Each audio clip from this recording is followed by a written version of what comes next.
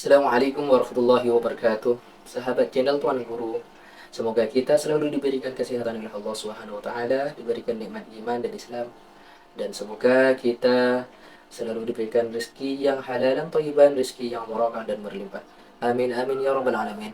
Mari kita simak ceramah dari Gus Baha. Semoga apa-apa yang beliau sampaikan nantinya menjadi ilmu yang bermanfaat buat diri kita sendiri dan orang lain. Amin amin ya rabbal alamin.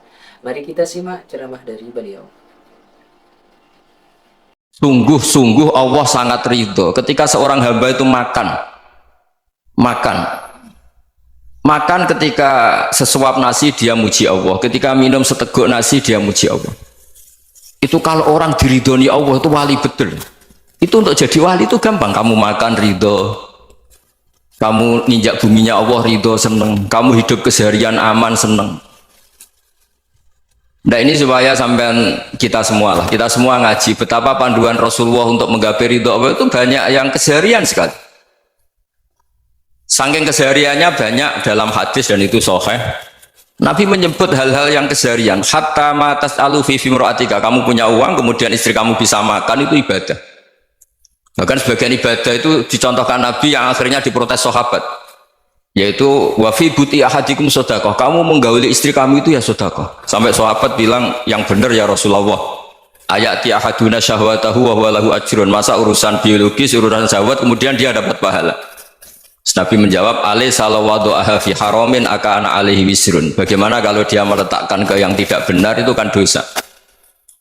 Nah hal-hal seperti ini yang saya ingin teman-teman semua saya juga agak ingin ngaji demi Anda juga agak ingin. Itu dosa sekali ngaji kok pesanan kelompok tertentu itu nggak boleh.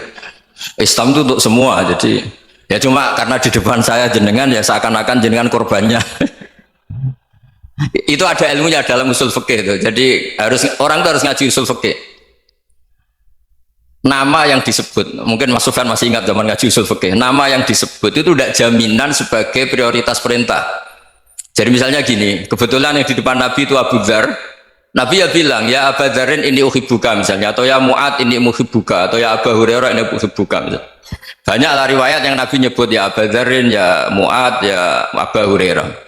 Kemudian misalnya Nabi meneruskan khitab, ini uhibbuka, saya mencintai kamu, fakul dubur sholatin, atau sebagian riwayat disebut fala tada'an la dubura kulli sholatin, Allahumma inni ala dzikrika wa syukrika wa husni ibadatik. Saya mencintai kamu, siapa saja. Mu'ad bisa, Budhar bisa sahabat. Saya mencintai kamu, mohon kalau habis sholat kamu jangan lupa wiridan Allahumma a'inni ala dzikrika wa syukrika wa husni ibadatik. Ya Allah, tolong kami permudah supaya mudah ingat engkau. Anda tidak bisa mentang-mentang, wong nama saya Parmin, nama saya Purnomo, itu yang diperintahkan Mu'ad misalnya. Jadi yang disebut satu, tapi khitab itu untuk siapa saja. Saya teruskan ya. Jadi saya mohon semua kita melakukan kebaikan itu kalau dalam kaidah fikih disebut al yakin la yuzalu bisyak. Banyak kebaikan yang kebenarannya itu 100%. Tidak punya efek samping ke pihak lain, ke kelompok lain, ke komunitas lain. Yaitu tadi misalnya Anda makan dan itu murah sekali, hanya butuh satu piring. Setiap punyaan kamu muji Allah, setiap minum kamu muji Allah. Itu redaksinya Rasulullah SAW disebut Allah sangat ridho ketika seorang hamba makan, kemudian dia memuji Allah, atau minum kemudian dia muji Allah. Logikanya gampang. Negara seperti ini yang kamu harapkan bentuknya kayak apa, mertua, ipar, komunitas, tetangga, itu nyata terjadi itu kan belum pasti. Sementara yang mesti terjadi adalah kamu butuh makan, kalau tidak mati. Butuh minum, kalau tidak mati. Butuh bumi yang nyaman ditempati, kalau tidak kita juga mati. Sebab itu Allah kalau menyebut nikmatnya itu hal-hal yang keseharian. Alladzi at'amahum min ju'. Allah itu siapa? Allah itu yang menciptakan kamu bisa makan. Tidak berlebihan. Allah itu yang menciptakan kondisi sosial itu ideal. Zaman Nabi itu ya ada orang munafik. Orang-orang pilihan Allah itu juga diuji orang sekelilingnya yang macam-macam. Semua diuji sesuai konteks zaman dan waktu. Nah, tapi ada ibadah-ibadah yang selalu disarankan Nabi. Sampai Nabi itu pernah ditanya, ayul islami khairun ya Rasulullah, Islam terbaik itu gimana? Jawaban Nabi itu unik. itamu to'am. Islam terbaik itu ya makan-makan, jangan santai-santai. Ketika Allah menyebut beberapa kebaikan, falak tahamal akobah, wa ma adrokan apa? Mal akobah. Terusannya apa? Fakku rokobah. Terusannya apa? Au itamun fiyaumin di masubaya. Atau acara makan-makan itu juga Islam. Kenapa? Ya bayangkan kalau tidak ada makanan, kita mati kan? Kondisi sosial tidak ideal itu Anda masih gak apa-apa. Tapi kalau Anda tidak makan, Anda tidak minum, kamu punya istri cerewet masih bisa hidup, punya mertua cerewet masih bisa hidup. Tapi kalau tidak makan bisa mati. Berarti penting mana istri sama makan? Penting mana? Makan. Semoga istri Anda dengar. Nanti kamu disuruh makan tapi pulang deh. Itu kalau dibahasakan makan masih memahami. Penting mana nasi satu piring dengan istri. Nggak ada nasi mati, nggak ada istri belum mati. Penting mana? Gak berani jawab kan? Nah, ternyata Anda ada garang kan di depan istri. Jadi saya mohonlah, mungkin Mas Sufyan Sauri tadi yang bisa bantulah teman-teman tuh ngaji yang keseharian saja.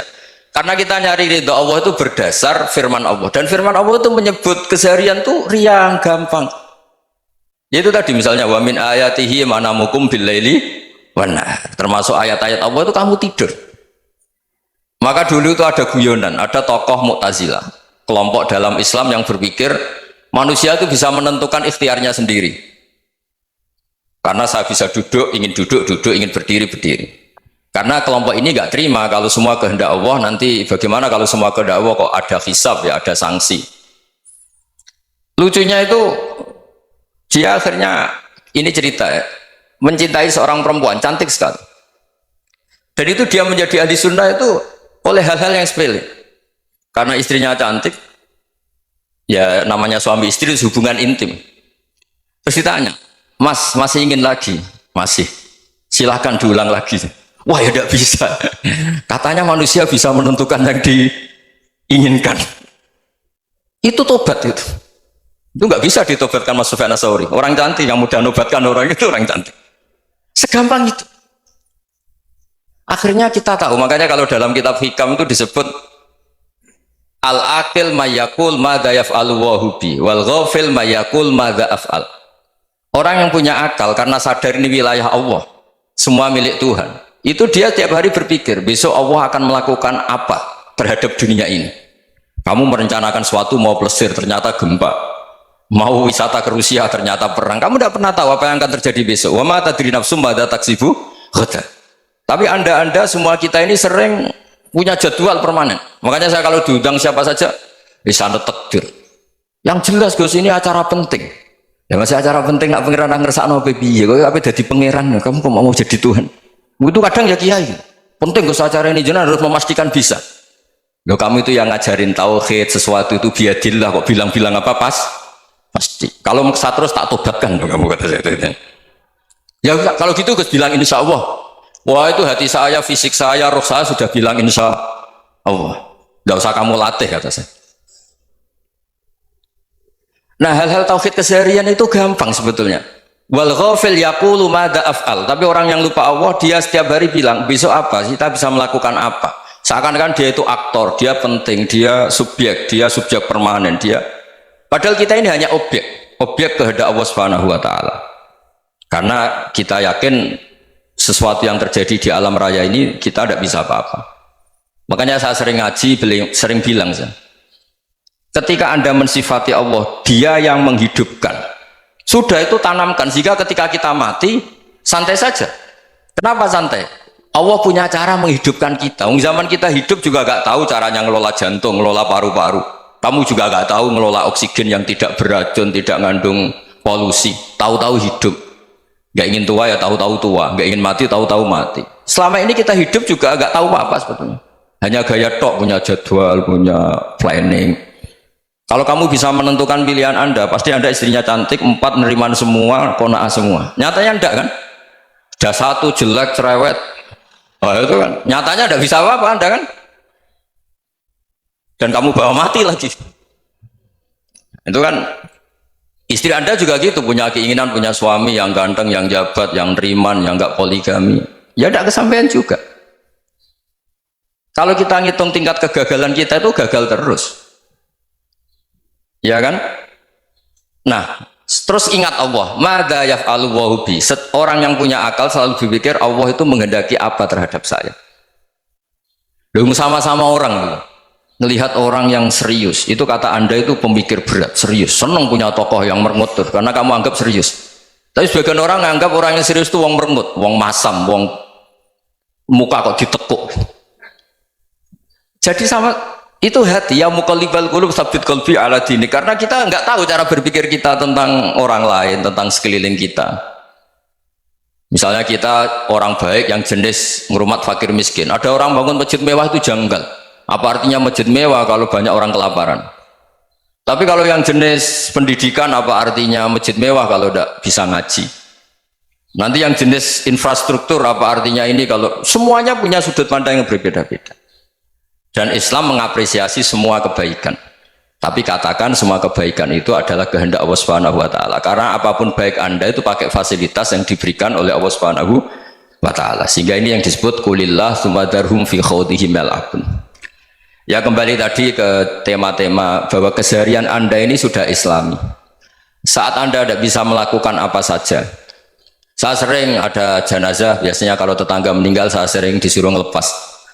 Saya bilang orang ini baik karena sering ngelamun di rumah, sering nganggur di rumah. Ditanya sama anaknya, kenapa Gus nganggur baik? Ya kalau dia nganggur artinya juga agak berbuat sesuatu yang maksiat kan? Ya kan? Orang nganggur di rumahnya ya tidak bunuh orang, tidak maling, tidak korupsi, ya namanya nganggur di rumah. Lah cuma istri cara pandang nganggur gak menghasilkan uang gitu. Tapi juga gak menghasilkan kriminal kan? Jadi sebenarnya Islam itu cara, makanya kalau sampai ngaji usul fikih itu ada kitab usul fikih namanya Lubul Usul, itu terkenal sekali di pesantren itu. Itu kalau ngapresiasi keseharian itu luar biasa. Isma min mubahin illa wa yatahaqququ bihi tarku haramimma. Karena keseharian yang mubah saat Anda lakukan itu ada kehebatan yang luar biasa, yaitu meninggalkan haram. Makanya dulu banyak orang-orang alim ketemu temannya itu guyon sampai semalaman. Itu biasanya yang semangat Islam itu, kiai kok udah tahajud, kiai kok udah witir. Orang yang sedang mapan uangnya banyak, malam itu udah kelayaban itu sudah luar biasa. Melawan nafsu supaya tidak maksiat itu sudah luar biasa. Supaya lupa guyon sama temannya semalaman sampai subuh. Gejolak-gejolokan ngenang zaman miskin, zaman kuliah gak jelas, zaman apa. Melihatnya jangan tarkut tahajud. Seperti ini meninggalkan tahajud, tapi meninggalkannya ini talkul muharramat. Jadi kayak apa hebatnya? Sehingga Imam Ghazali punya riwayat yang agak unik. Hatta takuna ibadatu akhiri hadil ummah iku an-naum. Sehingga suatu saat ibadah terbaik umat ini itu tidur. Itu kan riwayat kontroversi. Ketika Imam Ghazali tanya, kenapa iya? Kenapa kamu mulai keluar dari rumah itu sudah banyak maksiat? Melihat perempuan yang enggak mahram, melihat fenomena. Tapi kalau kamu tidur itu enggak melihat apa-apa. Tapi juga kamu jangan nganggap tidur itu ibadah betul. Saatnya melakukan fardu ain malah masih tidur. Tapi itu sudut pandang yang menjadikan kita Islam itu gampang. Jadi saat Anda tidak bisa aktivitas apa-apa, misalnya ada beberapa orang yang lumpuh. Lumpuh itu memang nggak bisa Jumatan, nggak bisa ibadah, tapi dia juga nggak bisa maksiat. Tidur itu memang Anda saat itu tidak bisa tahajud, tidak bisa witir, tapi saat itu ada zina, ada maling, tidak gosipkan orang, tidak bully orang, tidak menanamkan kebencian, tidak hasud. Sehingga tidur menurut Allah Ta'ala wa min ayatihi manamukum billaili apa? Wan-nahar. Karena di tidur itu selain ada unsur istirahat, jaga kestamina, juga ada unsur meninggalkan beberapa keburukan. Nah, saya mohon ibadah yang keseharian ini kita jaga. Supaya kita semua baca ayat itu fasih. Fasih itu tertanam di hati. Allah itu siapa? Alladzi at'amahum min ju'i wa amanahum min khauf. Dan Allah kalau cerita di Quran itu anna subabnal ma'a subba thumma syaqaqnal ardhan wa syaqqa fa'ambatna fiha habba wa inaba wa qadba wa zaituna wa nakhla wa hadaika hulba. Kamu tahu saya ini siapa, kata Allah? Saya ini adalah Tuhan yang menurunkan air, kemudian ada tanaman banyak, habba wa inaba wa qadba, ada zaitun, ada tin, kalau orang Jawa mungkin ada tela, ada padi, ada mangga, ada pisang. Sudah. Wa inaba wa zaituna wa nakhla wa hadaika hulba, ada perkebunan yang lebat. Tujuannya apa? Mata Allahkum, silahkan kamu pakai, kamu nikmati. Tapi karena kadang kita ini punya ide-ide besar, Tadi untuk syukur saja nunggu punya istri riman, rumah baik, tetangga baik, komunitas baik, semuanya baik baru syukur. Lama-lama nanti ada di surga, syukurnya nunggu surga paling kelas A. Itu sudah ada yang menghuni Rasulullah, kamu nggak boleh di situ. Masa untuk syukur saja repotnya, masya Allah. Jadi mohon Quran yang kalau anda hafalkan juz sama itu kan ada ayat-ayat yang kayak tadi.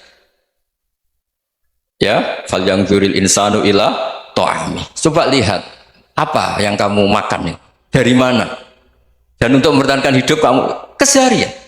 Jadi jangan kira ibadah itu harus membentuk komunitas yang versi anda, ibadah itu harus yang hal yang mulu-mulu. Kesehariannya anda alami. Loh, ini saya tidak bikin-bikin, saya ngaji bukan karena berdasar pesanan.